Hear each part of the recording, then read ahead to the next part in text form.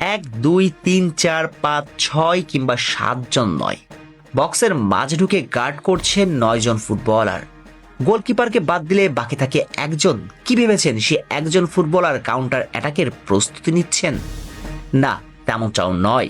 কেননা বাকি থাকা সে একজন ফুটবলারও বক্সের মাঝে প্রতিপক্ষকে মার করছেন। অর্থাৎ এই ফ্রিকিকটা নেবার সময় গোলকিপার সহ দলের 11 জন ফুটবলারই ছিলেন বক্সে, যার মানে 11 জন মিলে ফ্রিকিক থেকে গোল বাঁচানোর জন্য প্রস্তুতি নিচ্ছেন। অবিশ্বাস্য।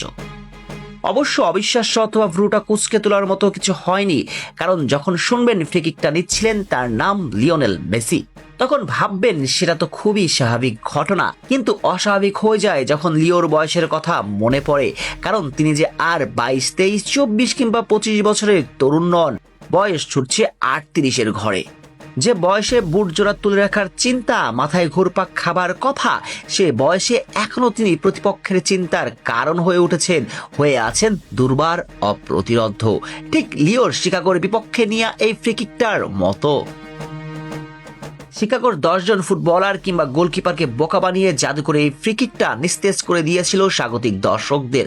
যদিও শেষ পর্যন্ত ক্রসবারে লেগে রক্ষা পেয়েছে তারা, তবে ফ্রিকিক থেকে বেঁচে গেলেও জাদুকরের ওই জাদুকরি বাপা বারবার কাঁপুনি ধরে দিয়েছিল স্বাগতিকদের। এক মেসিকে থামাতে যেন হিমশিম খেতে থাকে তারা।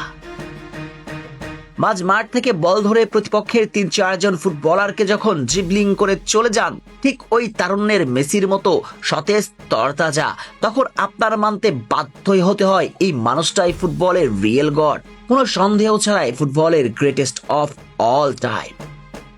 যদিও এদিন শেষ পর্যন্ত জয় নিয়ে ফেরা হয়নি ইন্টার মায়ামির। শিকাগোর মাঠ থেকে ড্র করে ঘরে ফিরেছে জ্যাভিয়ার ম্যাসচেরানোর শিষ্যরা, কিন্তু দলকে জেতানোর জন্য নিজের সবটা নিংড়ে দিয়েছেন এলেমটেন। দলকে জেতাতে কি করেননি এই ম্যাচে তিনি? মধ্য মাঠ থেকে বল নিয়ে ড্রিবলিং করে শিকাগোর ফুটবলারদের আত্মবিশ্বাস গুড়িয়ে দিয়ে অ্যাটাকিং থার্ডে সতীর্থদের উদ্দেশ্যে বল বাড়িয়েছেন, কিংবা ডিবক্সের বাইরে থেকে নিয়েছেন দুর্দান্ত শুট, সবটাই করেছেন। শুধুমাত্র তিনি এবং তার দল গোলটাই করতে পারেননি। মায়ামির পয়েন্ট হারানোর ম্যাচে লিও কতটা দুর্বার ছিল সেটা যদি সংখ্যাতত্ত্বের আলোকে ব্যাখ্যা করা যায়, তবে খোলাসা করা যাবে আরো। দুই দলের খেলোয়াড়দের মাঝে ম্যাচের সর্বোচ্চ রেটিং পয়েন্ট ছিল মেসিরই। সোফা স্কোরের মতে মেসির এদিন ম্যাচ রেটিং পয়েন্ট ছিল 8.2।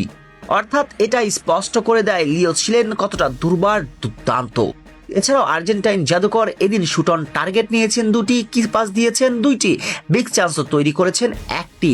সব মিলিয়ে লিও যেন ছিলেন 24-এ সে ঝাঁকড়া চুলের জাদুকর মেসির মতো অনন্য, অনবদ্য, অতুলনীয়।